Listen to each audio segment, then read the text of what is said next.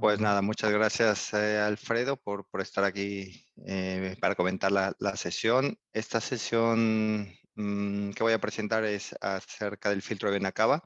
Antes quiero agradecer a los patrocinadores. A partir de este mes ya contamos con patrocinio por parte de las empresas Balt y Abbott. Agradecemos mucho la participación que ellos tienen en formación para el grupo de estudiantes, residentes y fellows de la Survey, además de toda la colaboración que dan con la Survey.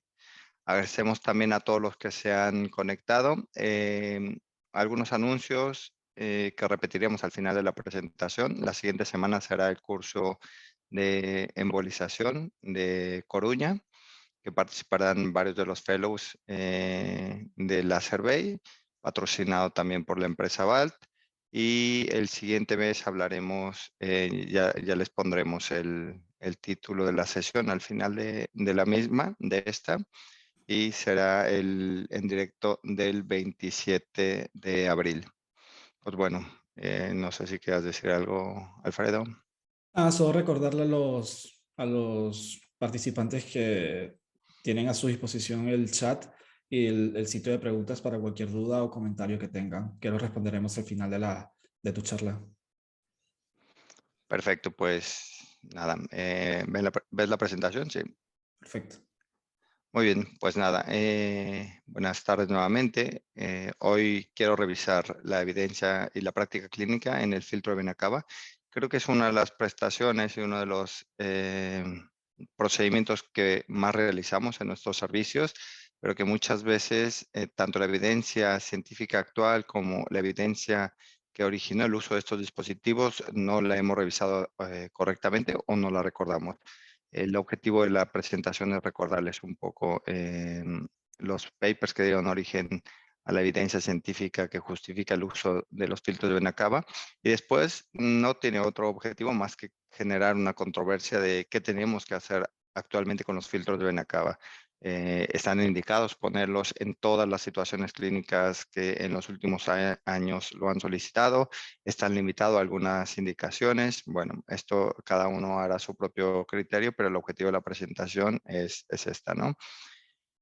Pues bueno, el filtro de vena cava, la mayor parte de nosotros lo conoce, es un pequeño dispositivo metálico que se coloca en la vena cava inferior, evita la migración de los trombos hacia las arterias pulmonares y obviamente tiene como principal objetivo, o prácticamente podría decir como único objetivo, evitar el TEP significativo. La historia viene desde 1967, cuando se hacía una ligadura simple con un clip, este clip de Wesse. Era bastante complejo. Aquí había una interrupción quirúrgica de la vena cava inferior para prevenir la embolia pulmonar.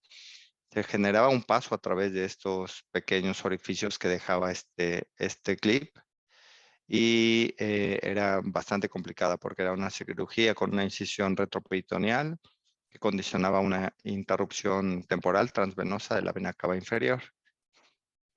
Se fue modificando, pero por ejemplo, esto es de la literatura tomado, un clip que ha permanecido en un paciente que fue retirado por técnicas endovasculares, pero aún lo podemos ver en algunos pacientes a los cuales no fue posible retirar esta ligadura.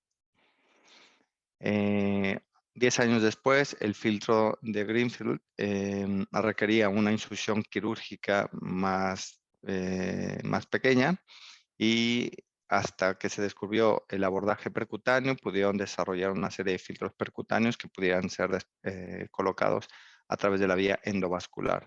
El objetivo del diseño de estos filtros es optimizar primero la dinámica de flujo y así prevenir una trombosis de la vena cava inferior, maximizar la capacidad de atrapar los trombos, facilitar la inserción a través de la vía endovascular, ya sea yugular, femoral o incluso braquial, y permitir la recuperación. Estos son los filtros. Hay dos tipos por su funcionalidad, aquellos no recuperables y los recuperables. Entre los filtros no recuperables, estos son los que están disponibles ahora mismo en el mercado. Lo que cambia básicamente es el diámetro de la vena cava, desde 40 milímetros hasta 28 milímetros, y obviamente la forma y la estructura del filtro de vena cava. Entre mayor diámetro también se requieren mayor en diámetro para el acceso, pero esto no en todo caso es completamente correcto, ¿no? Porque vemos como este filtro de 40 milímetros para una cava de 40 milímetros requiere un acceso de 12 French, pero lo mismo lo requiere este de Brown, que está indicado para una cava de 28 milímetros. La mayor parte de los que colocamos, al menos en nosotros en el Hospital Clinic, son filtros recuperables. Nosotros utilizamos el filtro de Cook y el Optis. La mayor parte de los filtros recuperables recomiendan un diámetro de vena cava entre 28 y 30 milímetros. Son de distintas casas comerciales y el diámetro es menor, mucho menor que lo que nos debería, de lo que necesitamos para un filtro definitivo, partiendo desde los 6 French hasta los 9 French en la mayor parte de los casos, excepto este de 12.9 de Brown. Aquí hay que tener cuidado también. Hace algunos años, en el 2010 y después en el 2014, se actualizó una normativa de la FDA acerca de la utilización de los filtros recuperables. Al inicio se limitaba alguna de la utilización de alguno de estos filtros, por ejemplo el Cook, pero la última recomendación que da la FDA es que todos los filtros deben ser retirados cuando ya no se necesitan, es decir, cuando las indicaciones para su colocación ya han sido resueltas. Con lo cual debemos de conocer cuáles son las indicaciones para colocar un filtro de vena cava. La literatura nos indica que los filtros electivos solo tienen 3 indicaciones para colocación. Y estas serían las 3 indicaciones ampliamente aceptadas, validadas para la colocación de filtros de vena cava, que desde hace 20 años están como indicaciones para su colocación. Aquellos pacientes con trombosis venosa profunda, si no hay trombosis venosa profunda como tal, la indicación absoluta no estaría respaldada. Pero no solo debe de haber una trombosis venosa profunda, sino estar contraindicada la anticoagulación terapéutica o que el paciente haya presentado trombosis venosa profunda y que haya tenido complicaciones secundarias a la anticoagulación o bien que haya fracasado la anticoagulación. Con lo cual, todos aquellos pacientes que a raíz de la anticoagulación tuvieron un episodio de hemorragia significativa o tienen alguna alteración derivada a la anticoagulación, deberíamos de plantearnos suspender obviamente la anticoagulación y posteriormente colocación de un filtro de vena cava. ¿En qué está basado el uso de la colocación de filtro de vena cava? Pues básicamente el pilar fundamental es este artículo de 1998 en el que valoraban la colocación de filtro de vena cava en pacientes con trombosis venosa proximal.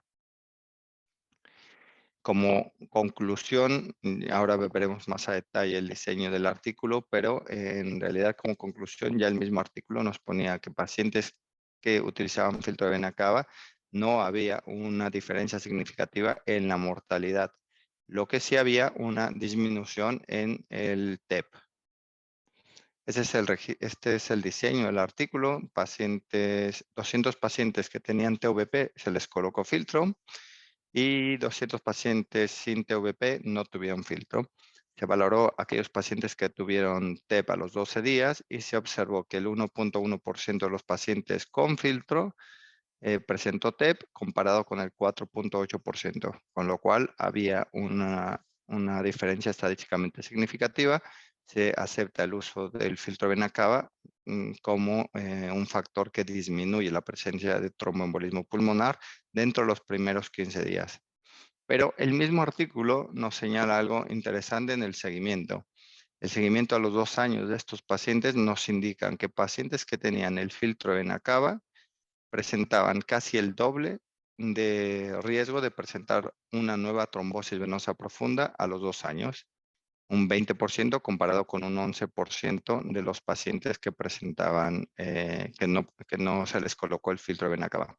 Con lo cual, sí que nos disminuye el riesgo de presentar un TEP, pero si no lo retiramos a largo plazo, a 2 años, nos aumenta significativamente más, incluso con unos valores más significativos que la disminución del riesgo del TEP, la posibilidad de presentar una trombosis venosa proximal. Y sobre todo, volvemos al resumen y a la conclusión inicial, no existen diferencias significativas en la mortalidad entre los grupos que se les colocó el filtro y los que no se colocaron el filtro. Con lo cual, lo único que estamos disminuyendo es la presencia de TEP, pero no se disminuye la mortalidad en ambos grupos. Un estudio retrospectivo ya más reciente, de hace algunos años, 2018, concluyó que el uso de filtros de vena cava en pacientes con tromboembolismo venoso y una contraindicación para la anticoagulación se asoció con una mayor mortalidad a los 30 días en comparación con el tratamiento sin la colocación de un filtro de vena cava. Esto, bueno, es un artículo que publicaron en el JAMA que se valoró retrospectivamente, perdón, muchos estudios. Se incluyeron un total de 126,000 pacientes y como conclusión, lo que podía considerarse o a la conclusión que llegan los autores de este artículo es que la colocación de un filtro de vena cava está asociada con un aumento de la mortalidad dentro de los 30 primeros días. Obviamente debemos de considerar con cuidado este metaanálisis, ya que es verdad que la colocación de filtros de vena cava en la mayor parte de los casos está indicado en pacientes que o tienen muchas complicaciones o tienen mucha morbilidad y con lo cual la mortalidad podría ser mayor en este grupo. Sin embargo, parece que los autores analizaron bien las distintas poblaciones y pudieron llegar a esta conclusión. Sin embargo, en los últimos años ha aumentado el uso de la colocación de filtros que se consideran en la literatura filtros profilácticos, es decir, aquellos pacientes con alto riesgo de tromboembolismo venoso, aquellos pacientes con un traumatismo, con hemorragia aguda en el ingreso, aquellos pacientes que tienen una cirugía mayor después del ingreso o cáncer metastásico. Podemos observar cómo en esta encuesta, en los últimos 20 años, el uso tanto del filtro con las indicaciones clásicas como el uso profiláctico de los filtros de vena cava han ido aumentando y que ahora representa casi una tercera parte de la colocación de filtros sin trombosis venosa. Esta es una tabla que nos muestra las indicaciones extendidas, es decir, las indicaciones relativas o más suaves que se han introducido en la práctica clínica en los últimos años. Esto debido a que las nuevas generaciones de los filtros de vena cava están disponibles, son más fáciles de usar, pueden ser colocados incluso hasta algunos guiados por ecografía o en algunos sitios se colocan sin necesidad de hacer escopia. Y en los últimos años las indicaciones se han extendido, incluso en algunos pacientes que no tienen una trombosis venosa profunda, pero que según la literatura están en alto riesgo de presentarlas. Entre ellas, pues, entre estas indicaciones están pacientes que tienen un trombo flotante, libre o grande, en la cava o en las femorales proximales, aquellos pacientes que tienen dificultad para establecer la anticoagulación terapéutica, pacientes que tienen un TEP masivo tratados con trombolisis o trombectomía, en pacientes con TEP crónico tratados con tromboendarterectomía, aquellos pacientes que se le va a hacer trombolisis para alguna trombosis venosa proximal o en el sector iliocava, los pacientes que tienen TEP con una reserva cardiopulmonar limitada, pacientes con trombosis pulmonar recurrente o que no pueden cumplir adecuadamente la anticoagulación. También pacientes que no tienen TEP, pero que están en alto riesgo de presentarlos. Ya volvemos a mencionar pacientes traumáticos, pacientes con una cirugía mayor que van a estar mucho tiempo inmovilizados o aquella contraindicación de la anticoagulación. Entonces, a manera de resumen, en pacientes que no tienen trombosis venosa, pero están en alto riesgo de desarrollar una trombosis venosa en extremidades inferiores y no pueden recibir anticoagulación o no pueden ser vigilados para el desarrollo de trombosis venosa en extremidades, deberían ser candidatos a la colocación de un filtro. Esto es bastante controversial porque no existen ensayos aleatorios que respalden el uso de estos filtros y sobre todo porque la mayor parte de estos pacientes después de su ingreso pasan bastantes días para que pudieran ser retirados nuevamente los filtros de vena cava. Con lo cual, quiero que quede muy claro, estas indicaciones, aunque son indicaciones más amplias, indicaciones relativamente laxas para el uso de filtro de vena cava, no están validadas por estudios randomizados.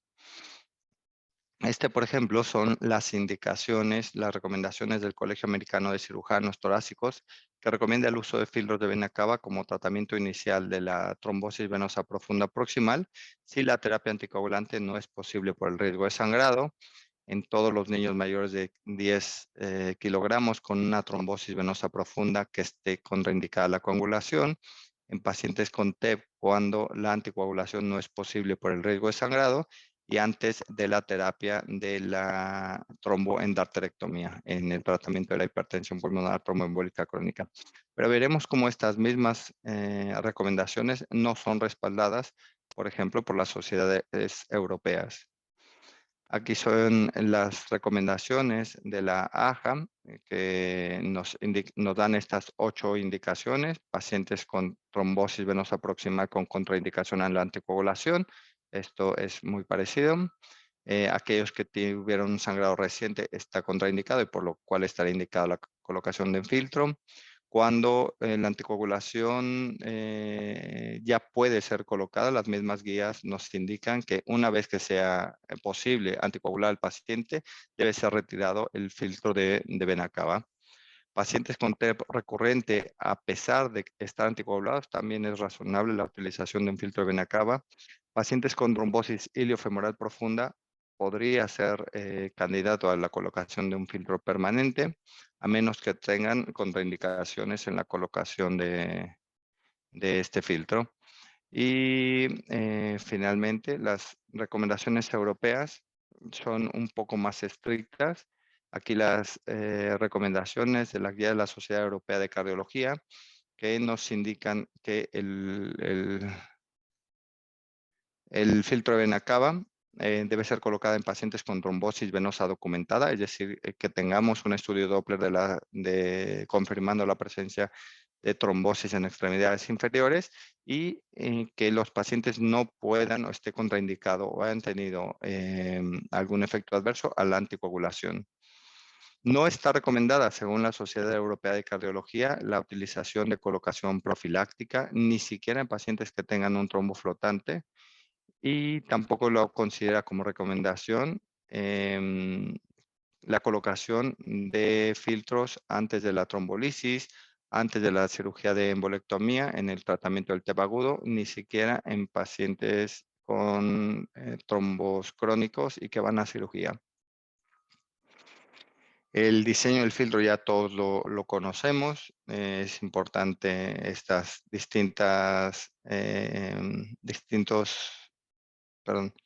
las distintas partes de los filtros, ¿no? Que tienen un objetivo fundamental cada uno, el gancho para poder retirarlo, las patas primarias que le dan estabilidad y pueden fijar trombos grandes y las patas secundarias que también dan estabilidad y son las que se fijan generalmente a la pared en el caso de los filtros de morfología cónica.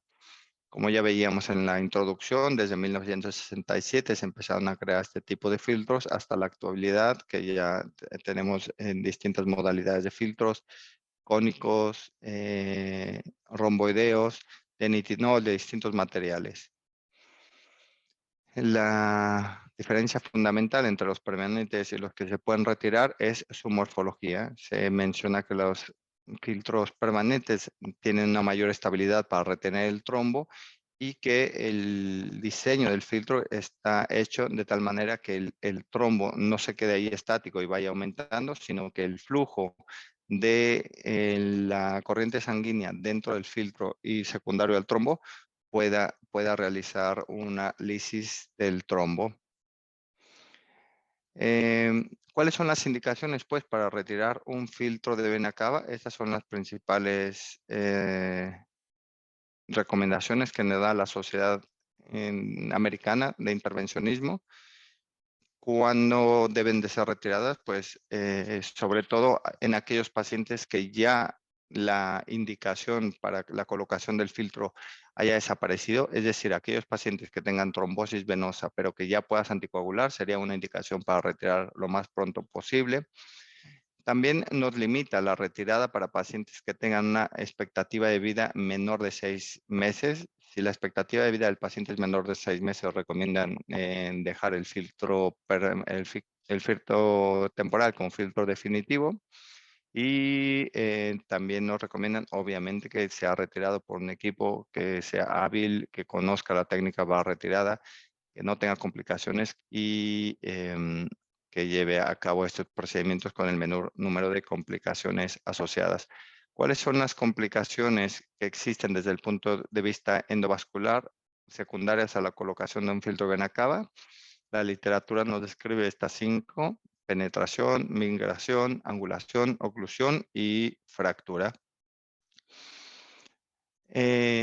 La que más podría impactar desde el punto de vista clínico es la penetración en la cava. Ocurre en menos de un 5% de los pacientes. Generalmente ocurre en un 4% de los pacientes, pero es asintomática y solo es sintomática en menos del 1%. La penetración en la cava puede ser mínima, cuando de hecho nosotros lo podemos ver en los escáneres, observamos cómo las patas han sobrepasado el borde de la cava, pero generalmente esto, además de ser asintomático, no limita la retirada del filtro o la indicación para retirar el filtro, pero puede ser tan significativa como aquellos casos que ocasiona una perforación de duodeno, aorta, intestino, uréteres. La recomendación en estos casos, en caso de sospechar una penetración en la cava, es realizar un TAC para determinar el grado de penetración del dispositivo. La fractura es de los más comunes que podemos observar. Ocurre hasta un 10% de los pacientes. Generalmente se debe a fractura de las patas secundarias y generalmente también es asintomático. Las patas pueden ser migradas, ¿no? Después de desprenderse, de fracturarse, migran hacia la circulación pulmonar. En ocasiones puede ser necesario realizar una retirada, sobre todo si las patas son atrapadas en el ventrículo derecho, pero si aquellas patas son atrapadas o quedan en circulación distal pulmonar, en la mayor parte de los casos, cuando el paciente puede nuevamente ser anticoagulado, no es necesario realizar nada más. En otras ocasiones, cuando la fractura del filtro es importante, significativa y ocasiona distintos fragmentos que pueden migrarse hacia las cavidades cardíacas, así que es necesario realizar cirugía para su retirada. La migración puede ocurrir hacia proximal o hacia distal y depende del tamaño de la cava y sobre todo del protocolo que se tiene para la colocación del filtro de vena cava. La literatura nos marca un índice de ocurrencia de hasta del 18% y también nos indica que depende en algunos de los casos del procedimiento o de las horas posteriores a la colocación. En aquellos pacientes que deben, perdón, en aquellos pacientes con, perdón, en aquellos pacientes que inmediatamente después de la colocación de un filtro son dados de alta, las series nos indican que hay una mayor incidencia en la migración hacia proximal.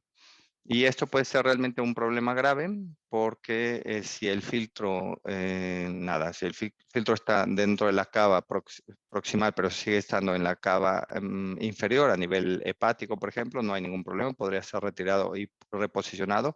El problema es cuando el filtro migra hacia las cavidades, porque como podemos observar en el esquema, las patas del filtro o la misma estructura del filtro hace casi imposible su intento de removerlo desde el punto de vista endovascular por el riesgo de lesiones de las estructuras de las cavidades cardíacas.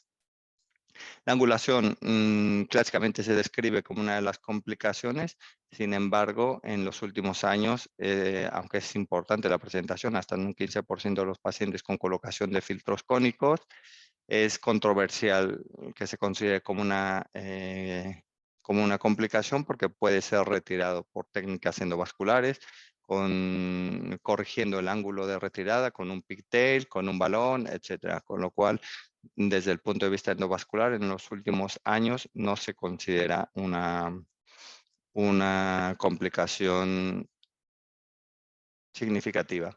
Y la cava, la oclusión de la vena cava, que en alguno de los seminarios ya también habíamos revisado con Alexis, es una de las complicaciones secundarias y más graves, ocurre hasta en el 4% de los pacientes y puede ser tratada con tratamiento anticoagulante, pero en algunos de los casos se requiere una reconstrucción completa del sistema iliocava para lograr una repermeabilización de ese segmento y evitar los síndromes de vena cava inferiores o los síntomas crónicos en los pacientes.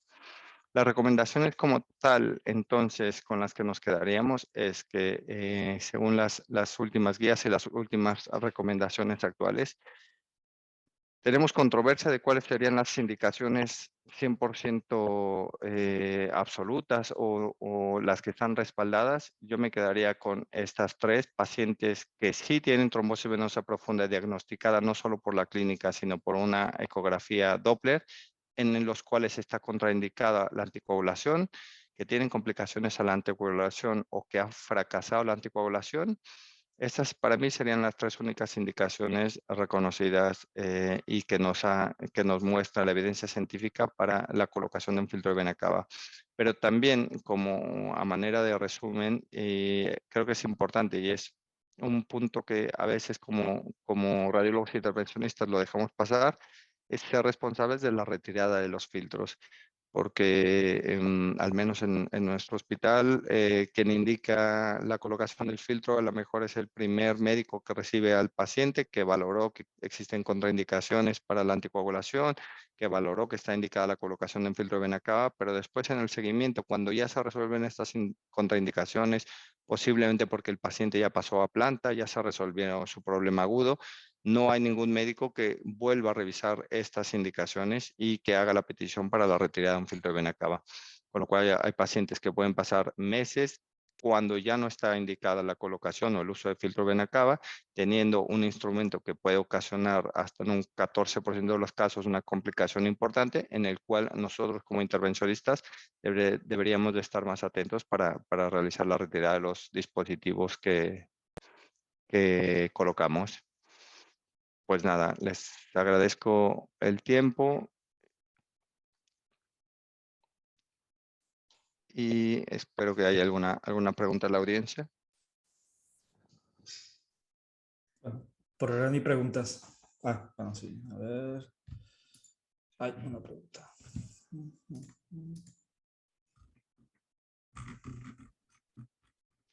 Claudia Jimena. Lo que no sé es cómo colocarlo para...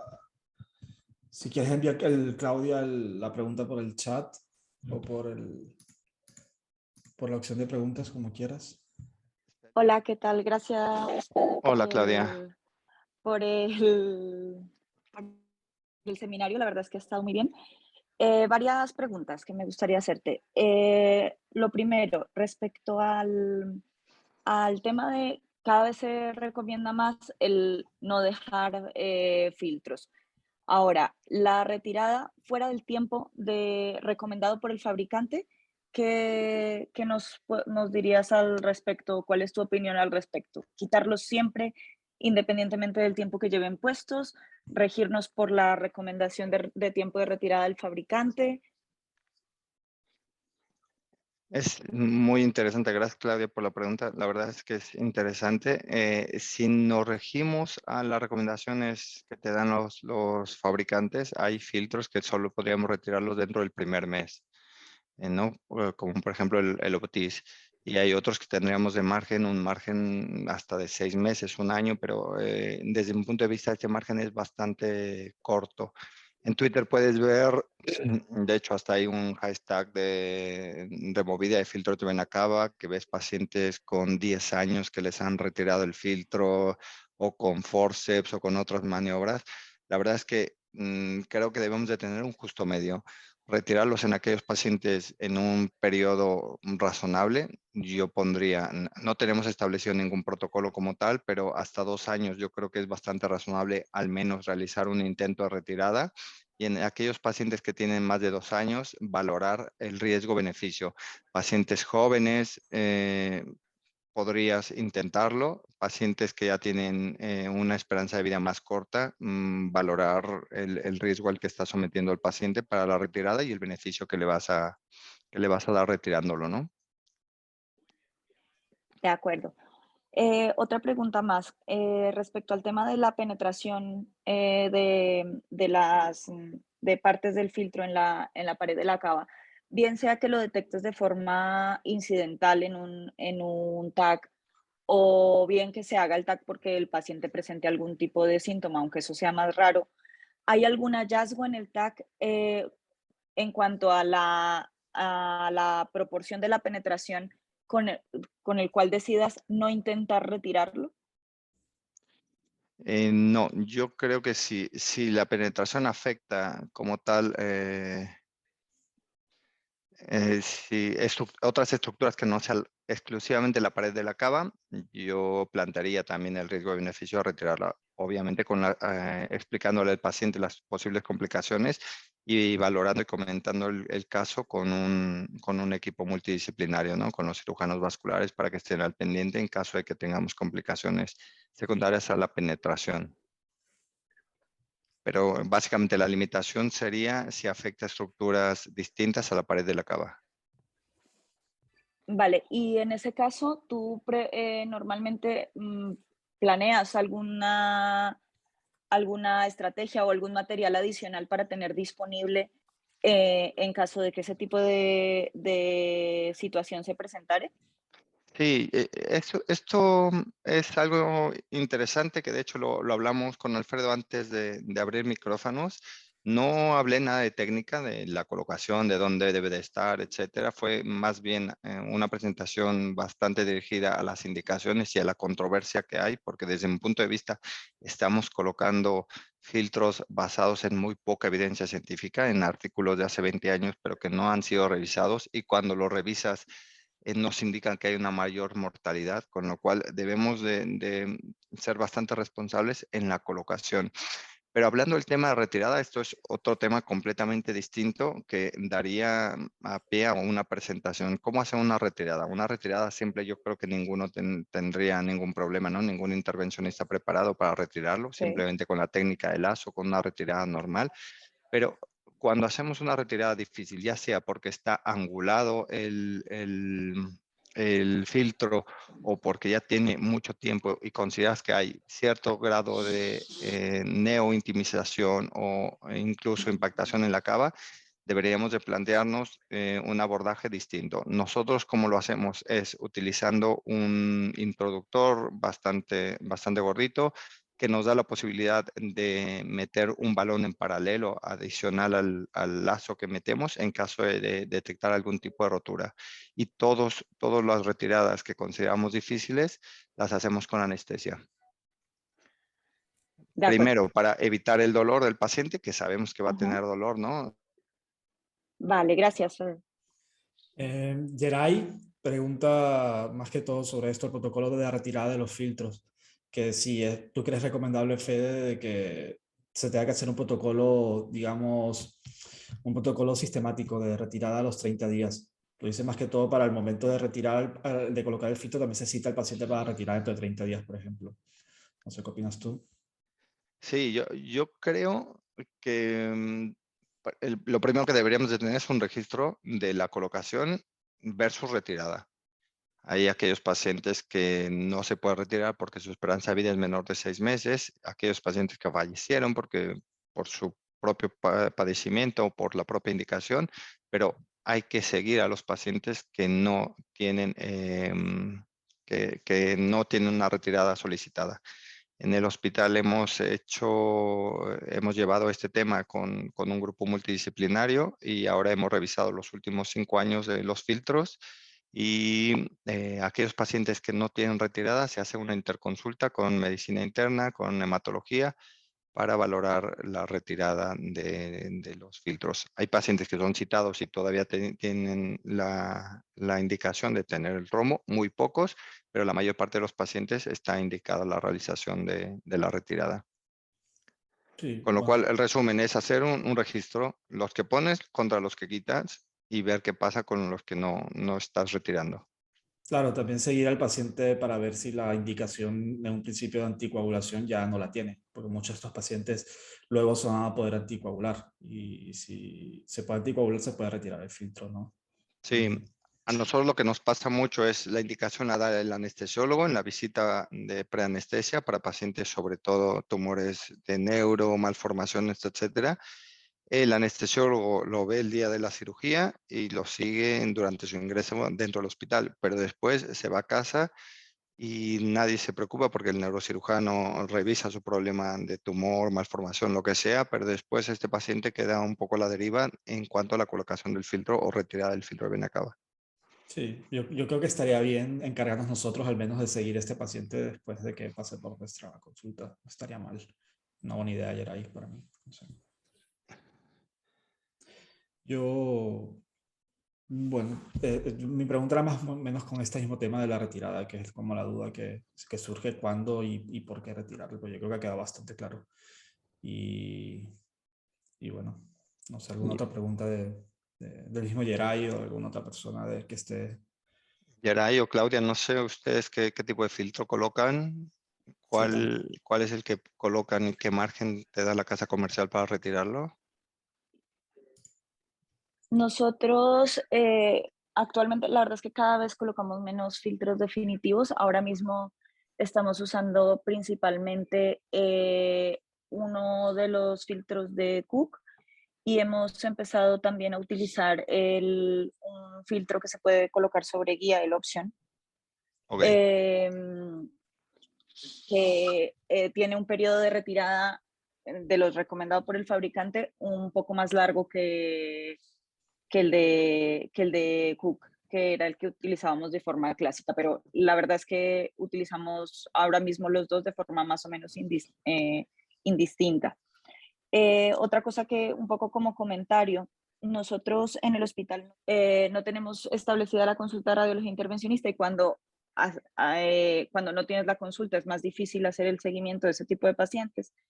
Pero tras una reunión que hubo en Madrid hace unos años en la que se habló justamente del tema de las retiradas de filtro y los filtros que se quedaban y esa controversia, lo que hicimos fue intentar de alguna manera establecer una mejor comunicación con una consulta específica de enfermedad tromboembólica que lleva medicina interna. Entonces, os lo cuento por si a alguien le sirve de algo la estrategia. Lo que hicimos es que los pacientes a los que se les coloca el filtro, se les pone una nota en el informe para que sean citados en esa consulta de enfermedad tromboembólica y nosotros tenemos una comunicación más directa con los médicos que llevan esa consulta. Con eso se ha conseguido en los últimos años duplicar el número de pacientes a los que se les retira el filtro previo a los que se les retiraba antes de tener esa comunicación con la consulta. Entonces, creo que en caso de que no tengas esa consulta de radiología intervencionista, que probablemente sea la situación ideal para el seguimiento, de todas maneras se pueden encontrar alternativas para mejorar el número de filtros retirados. está muy bien. y nosotros también nos funcionó esa estrategia con medicina interna, con el grupo de trombosis venosa, que además están bastante interesados en todas las complicaciones que hemos tenido en los últimos 6 meses, secundarias a la colocación de filtro de vena cava en pacientes con COVID. No sé si sea solo nuestra experiencia, pero tenemos bastante trombosis de los filtros y del sector cabo ilíaco secundaria a la colocación de filtros en pacientes con COVID. Con lo cual, esto refuerza más el tema de retirarlo cuando ya no se necesite y sobre todo seguir a los pacientes. Eh, yo tenía que decir una pequeña cosa nada más. Saludos a todos y felicidades por lo que están haciendo a nivel docente. Y quería decir que nosotros también utilizamos hemos estado utilizando el filtro de Cook hasta hace bien poco y ahora estamos utilizando exactamente igual que la compañera de antes, el Option. Y bueno, con respecto a la retirada de los filtros, quería decir que es clave tener un auditor externo, en este sentido una consulta monográfica de enfermedad tromboembólica, que nosotros la tenemos con los internistas de nuestro hospital, y que ellos se van nutriendo también de nuestra experiencia y nosotros de la de ellos para poder definir el timing perfecto de cuándo se retira o no se retira un filtro y evitar las catástrofes derivadas de dejar un filtro cuando no tiene que ser dejado, ¿no? Simplemente era eso lo que quería decir. Claudia o Yaray, ¿alguno tiene experiencia con el filtro reabsorbible? No, nosotros no. En mi caso no. En nuestro caso no lo hemos colocado. Y yo sepa, vamos. Llevo 2 semanas fuera del hospital, a lo mejor se ha colocado, pero no lo creo. Nada, muchísimas gracias Yaray y Claudia por su participación, que realmente esto es lo que hace que estas sesiones sean bastante interesantes, ¿no? Porque todos tenemos las dudas, todos queremos saber cómo hacen en otros centros y qué podemos aprender de los otros. A manera de resumen, lo que ha dicho Claudia es espectacular, hay que seguirlo. Si tienes una consulta, sigue los pacientes y si no, apóyate de los grupos de terapia de medicina interna, de trombosis venosa o incluso de tromboembolismo pulmonar agudo o crónico. Actualmente ya hay muchos hospitales que se está activando los grupos PERT, que también puede ser una estrategia para desde estos grupos activar el seguimiento de los pacientes. Y en resumen esto, en retirarlos cuando ya no lo necesite en el tiempo más corto para evitar todas las complicaciones asociadas. No sé si hay alguna otra pregunta de alguno de los asistentes. De mi parte, muchas gracias a Claudia, a Yaray y bueno, y a ti, a Fede, por supuesto, por estas charlas que siempre son muy bien. Nada, recordarles el curso de embolización que va a ser la próxima semana, el 7 de abril, en Coruña, organizado por el profesor Novoa Santos, patrocinado por BALT, y nuevamente agradecer a las empresas que están haciendo posible la realización de estos eventos, tanto BALT como ABOT. Estarán disponibles, como siempre, el video en YouTube. Y les agradecemos mucho su participación. Nos vemos el siguiente mes para la charla mensual. Muchas gracias a todos. Muchas gracias, Fede. Que vaya muy bien. Hasta luego. Gracias, Claudia. Gracias, Yaray. Gracias a todos.